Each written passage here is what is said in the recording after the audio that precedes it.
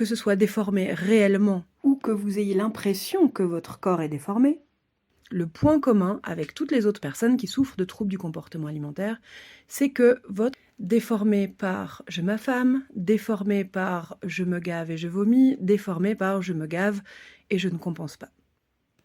Et ce que je voulais aborder avec vous aujourd'hui, c'est, de mon point de vue, pourquoi votre inconscient voit un intérêt à déformer votre corps ou à vous faire croire qu'il est déformé. Alors, bien sûr, ce que j'aborde là dans les audios ne peut pas être aussi pertinent, riche et enrichissant que ce qu'on voit en séance de psychothérapie active, bien évidemment. Néanmoins, j'aimerais quand même partager avec vous 2 questions intéressantes à se poser pour commencer à voir apparaître ce qui se joue non pas pour vous consciemment, mais pour votre inconscient. La première question est la suivante. Quand vous avez ce corps-là, vous échappez à quoi ? Qu'est-ce que ce corps-là vous permet de ne pas vivre dans les relations ? Alors, je sais que c'est formulé bizarrement. On est d'accord qu'avec ce corps-là, il y a plein de choses que vous vous empêchez de vivre alors que vous en rêveriez. Peut-être que vous rêveriez d'aller danser follement, mais que vous n'en avez pas l'énergie, ou pas la forme, ou pas l'assurance en termes d'estime de vous. Peut-être que vous êtes tellement complexé que vous faites plus tout ça. C'est pas ça dont je vous parle là. Je vous parle pas des choses que vous rêveriez de faire et que vous ne pouvez pas faire à cause de la forme de ce corps-là, mais plutôt quelles sont les situations que vous détestez vivre et auxquelles vous échappez avec ce corps dans cette forme actuelle, aussi désagréable soit-elle à vos yeux. La seconde question intéressante à se poser concerne le corps de vos rêves. Peu importe que les autres trouvent ça normal de rêver à un corps comme ça ou pas, on s'en fout. On imagine, vous êtes dans le futur, vous avez ce corps-là. À votre avis, quand vous imaginez tous les scénarios possibles dans les interactions avec les autres, quand vous imaginez la sphère professionnelle, la sphère amicale, la sphère privée, amoureuse, familiale, quand vous imaginez votre rapport à des inconnus, quand vous imaginez aller danser, etc., avec ce corps-là, selon vous, qu'est-ce qui risquerait de vous arriver et que vous ne seriez pas capable de supporter émotionnellement ? Alors on est d'accord, avec ce corps-là, il y a plein de choses qui vous font rêver, de trucs top, auxquels pour l'instant vous n'avez pas accès, et auxquels ce corps de rêve vous donnerait accès, en positif, ok.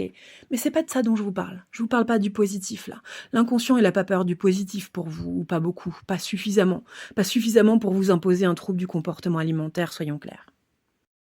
Non, moi je vous parle du négatif. Avec ce corps-là, il y a plein de trucs positifs, d'accord, qui vous arriveraient. Mais qu'est-ce qui risquerait de vous arriver en négatif et qui, du point de vue de votre inconscient, vous menace d'effondrement ? Dit encore autrement, quand vous aviez déjà à un moment donné de votre histoire ce corps de rêve-là, ou que vous vous en approchiez vraiment de très près, qu'est-ce qui vous est arrivé au cours de votre histoire dans les relations qui a failli vous faire vous effondrer et que votre inconscient retient comme « Ouh là là là là là là, ça là, elle avait ce corps-là quand ça lui est arrivé.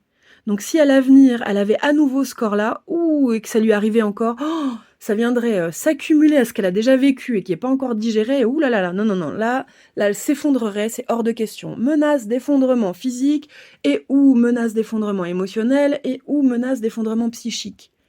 Aucun inconscient ne vous laissera prendre le risque de vous effondrer. Ce que je suis en train de vous dire là à demi-mot, c'est que votre inconscient a peur pour vous, à l'idée de vous laisser avoir un corps de rêve ou un corps en bonne santé, d'être charismatique, beau, belle, de vous sentir comme ça, peut-être même sexy, séduisant, séduisante, rayonnant, rayonnante. Votre inconscient a peur pour vous. Oui, sinon il vous laisserait y aller. Votre inconscient, ce que vous voulez, et qui est sain pour vous, il sait déjà vous y donner accès.